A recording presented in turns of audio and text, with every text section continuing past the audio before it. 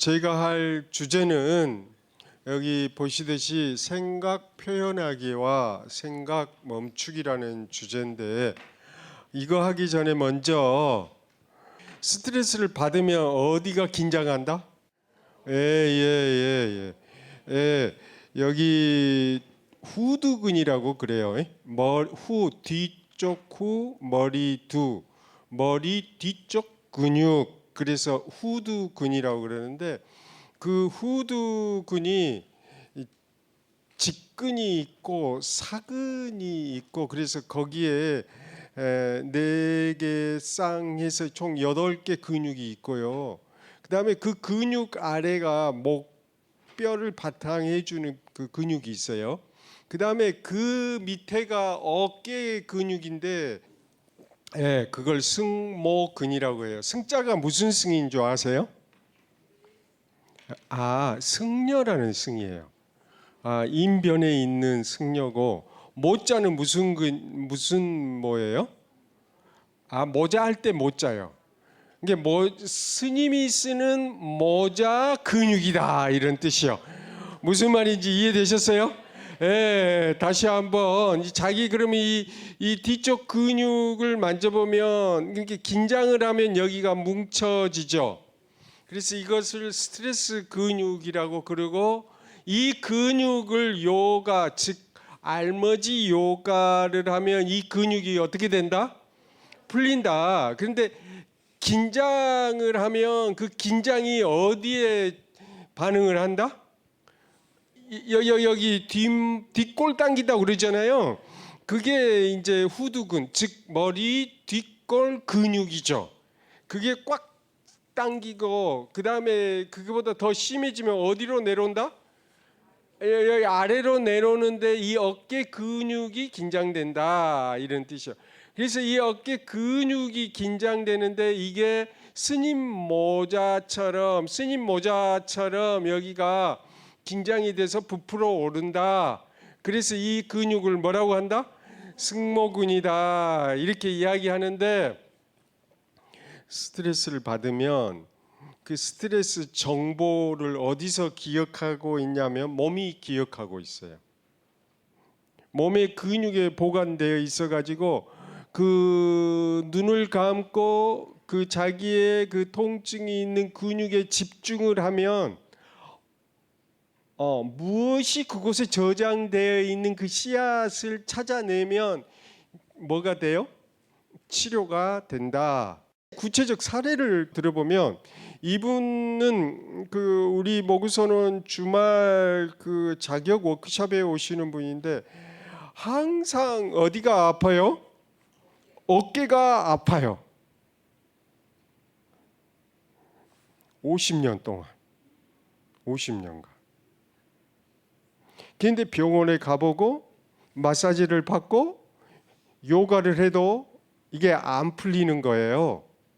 그래서 제가 알머지 알아차리고 머물러 지켜본다. 눈을 감고 어디다 집중해라? 어깨 통증에, 강하지도 않는 짓누른 듯한 그 통증에 집중해봐라. 그리고 뭐가 떠오르는가요? 라고 요청을 했더니, 눈을 감고 한참 근육의 통증을 조용히 지켜보고 있더니 뭐가 떠올라요? 이분은 어릴 때 아버지가 돌아가신 장면이 떠오르는. 무슨 말인지 아셨죠? 그러니까 아버지의 돌아가시는 그 사건과 나의 이 어깨 통증이 어떻게 됐어요? 연결되어 있고, 그때의 트라우마가 이 어깨 근육에 저장되어 있다, 이렇게 우리는 이야기한다, 이 말이에요. 오케이, 이해되셨어요? 예. 그래서 물어봤어요. 어떤 일이 있었어요? 그랬더니 그날 아버지가 돌아가셨대요. 그래서 아버지를 불렀대요.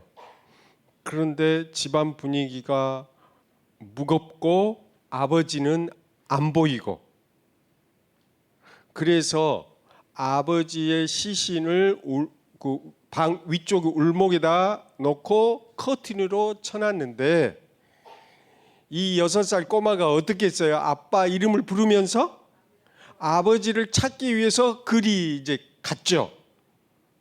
그때 어떤 일이 일어났어요? 그때? 그렇죠. 엄마가 못 가게 이 오른쪽 어깨를 꽉 잡았죠. 무슨 말인지 이해되세요? 그러니까 몸으로 해봐야 돼. 한번 잡아봐요. 한번 시작. 꽉 잡았어요. 오케이. 그래서 몸으로 해야 장기 기억이 되는 거예요. 그냥 책상 앞에서만 암기하는 것보다도 몸과 함께 딱 잡아보니까 여러분도 느끼겠죠? 느낌이 오죠? 엄마가 꽉 잡으니까 이 아이가 어떻게 반응했냐면요. 어떻게 했겠어요? 울고 불고 가겠다고 아빠한테 가겠다고 했겠죠.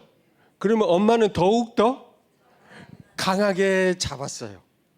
그러니까 이 어깨가 큰 통증이 있죠. 예. 그런데 이 통증과 누구하고 연결돼 있어요?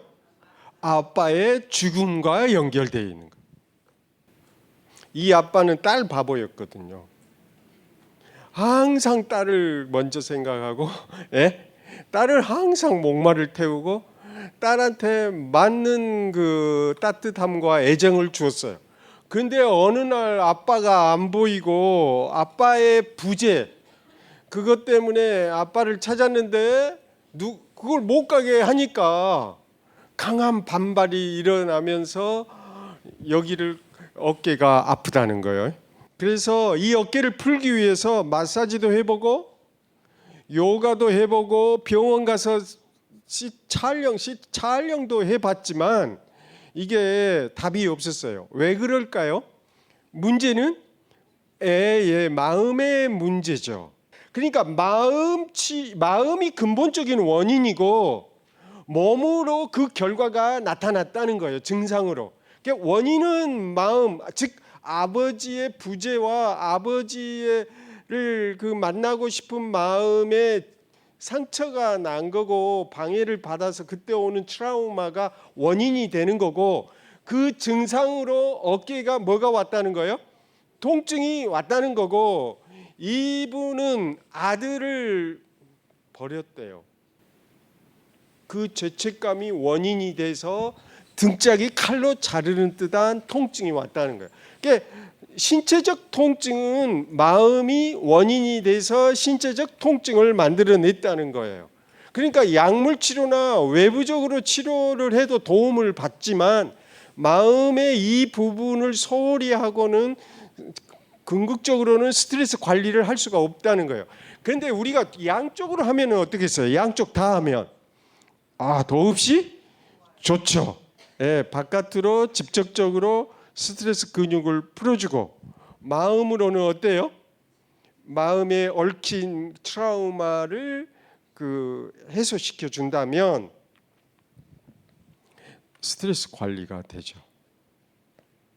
이 생각 표현하고 생각 멈추기인데 그러면 상처의 핵심에는 뭐가 있다는 거예요? 이 생각이 있다. 마음이라고 하는 것은 감정, 생각, 갈망 이 세 가지가 있다고 제가 여기서 강의를 여러 번 해서 잘 알고 계시죠. 그 가운데서 가장 결정적으로 맞는 세 가지 다 영향이 있는데 오늘은 이 생각과 관련돼서 이야기하려고 해요. 여기 이 생각, 생각과 관련된 부분인데 인간만이 생각을 할 수 있죠. 그리고 생각은 뭘로 해요? 언어로 하죠. 그러면 인간을 인간이란 뭐냐?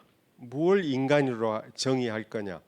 이렇게 물어봤을 때 인간이란 생각하는 동물이다. 이렇게 정의가 돼요. 이게 인간과 인간이 아닌 걸 구분할 때 키워드가 생각이에요. 바로 생각이 있으면 인간이고 생각이 없으면 동물이라고 우리가 일반적으로 이야기하죠. 그러면 생각한다. 생각한다라고 하는 이것을 공식화시킨 사람이 누구일까요? 여러분도 다 알고 있어요. 데카르트. 뭐라고요? 데카르트가 뭐라고 이야기했어요? 나는 생각한다. 고로 존재한다. 만약에 생각을 하지 않는다면 존재한 게 아니다. 서구 역사에서 중세는 신의 세계예요. 인간은 생각하지 말고 뭘 생각해야 된다는 거예요? 신을 생각하고 신을 앞장 세워야 된다는 거고. 그러니까 인간은 뭐 해야 된다는 거예요? 생각을 하지 말아야 된다 이거예요. 근데 이 시대를 중세 시대라. 그래서 이 시대를 우리는 신의 시대, 신이 지배하는 시대라. 그런데 데카르트가 뭐라고 그랬어요? 생각을 하라. 그래야 뭐 한다? 존재한다. 생각하지 않으면 존재하지 않는다. 그러므로 생각을 하라고 했어. 그러니까 생각을 하는 것을 나라고 하고 생각을 할 때 주체자다 이렇게 이야기했어요. 그러면 신으로부터 독립된 주체자가 나가 되는 거죠. 그래서 데카르트 이유를 근대 혹은 근세라고 이렇게 구분을 해요. 이게 그 이전과 이후를, 이게 그 이전에는 생각하지 않고 신에게 애속던 시대를 중세라고 그러고, 이제부터는 생각을 하는 시대를 근대라고 해요. 근데 생각을 하면 할수록 어떻게 되는 거예요? 종교로부터 멀어지니까 종교 재판을 해가지고 쫓겨다니고, 이 근세 철학자들은 대부분 종교 재판에 회부됐거나 종교 재판을 피해서 어떻게 됐어요?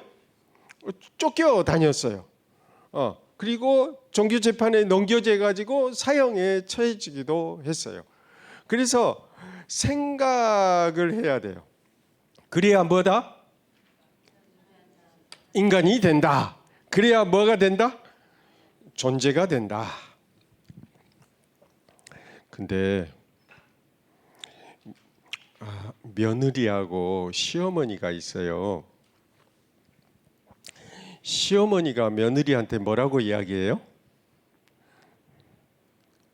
넌 생각하지 마라. 생각은 누가 한다? 시어머니 내가 한다. 너는 내 명령에 따르기만 해라. 너는 나의 손발이 되라. 그리고 누가 생각을 한다? 생각은 시어머니가 한다. 그릇 닦는 것도 누구 스타일대로 해야 돼요? 시어머니 스타일. 하루 일정도 누구 스타일? 시어머니 스타일. 청소도 누구 스타일? 시어머니 스타일. 밥의 맛도 누구 기준으로 해라? 시어머니 기준으로 해라. 아이고 미안해요. 시어머니님 되신 분들 오늘 마음이 좀 찔리지는 않으시죠? 그러면 어떻게 돼요? 며느리 입장에서는, 며느리는 아이 너 생각하지 마라. 그러면 며느리는 어떻게 해요? 거기서 견디어내려면 어떻게 해야 돼요? 시키는 대로 해야죠. 3년간 보지 말고 3년간 듣지 말고 뭐 해야 되는 거예요? 시키는 대로 해야죠. 내가 시키는 대로 하면 뭐가 나온다? 떡이 나온다. 오늘 떡 잘 드셨어요? 내 시키는 대로 해라. 그런데 이 옛날 조선시대 때는 그게 통했죠. 조선시대인들은 정말로 생각을 안 했어요. 근데 요사이 젊은 며느리들은 어떻게 해요? 생각을 누구보다 더 많이 해요? 시어머니보다 더 많이 하죠. 예. 생각을 시어머니보다 더 많이 하기 때문에 시어머니 머리 위에 있어요. 그래가지고 어떻게 해요? 아니죠. 시어머니가 제 말 들으세요. 이해되세요? 시어머니 이제 연세 드셨으니까 그냥 조용히 앉아 계시고요. 제가 다 할게요. 그리고 시어머니 그 곳간 열쇠 누구한테 넘겨주세요? 며느리인 저한테 넘겨주세요. 그리고 시어머니 하루 일정도 누가 관리하겠어요? 아, 제가 할게요. 그러면 시어머니 기분이 어떠세요? 시어머니 어떠세요? 기분이? 아주 시어머니 기분 좋으세요? 아, 그래요? 그렇게 하다 보니까 시어머니는 시어머니가 주도권을 쥐려고 하죠. 그래야 존재감을 느끼니까. 나는 생각한다? 고로 뭐예요? 존재한다. thinking을 내가 하고 넌 하지 말라. 그래야 나의 존재감을 증명한다. 그러니까 나이가 들면 들수록 어때요? 점점 존재감이 사라지니까 더더욱 존재감을 갖기 위해서 더 많은 말을 해요. 제가 잘못했나요? 잘못 말했나요? 어떠세요? 요새 시어머니들은 덜 그래요? 안 그래요? 오케이. 제가 시어머니 예를 들어서 혹시 시어머니 계신 분은 기분 나빠하게 생각하지 마세요. 예. 예. 그래서 더 많은 말을 하고 더 많은 생각을 이제 하셔야 되는 거죠. 근데 며느리는 또 어때요? 시어머니 말만 따르면 어떻게 돼요? 존재감이 없어요. 그러니까 그래 좋아요. 알았어요. 시어머니 알아서 하세요 해놓고 본인은 어디로 가는 거예요?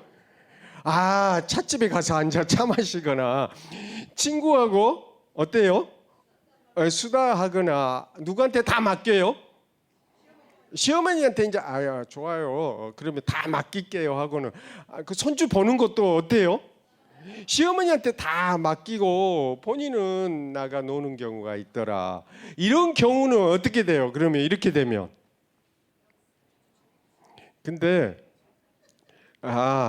그런데 맞벌이를 하기 때문에 시어머니가 봐드리는 거 어때요?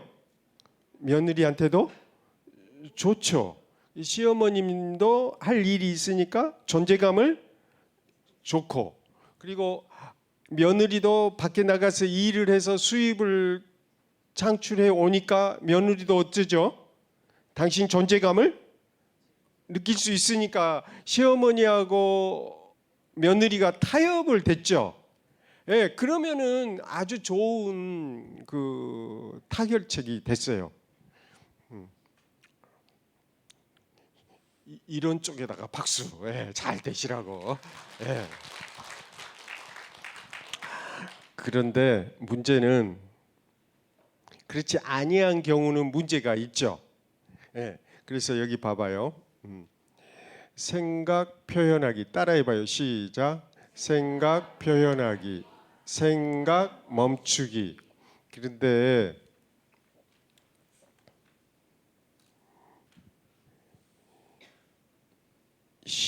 시어머니한테 딱 그 앞에 가면 말을 못하고 위축이 되면 어때요?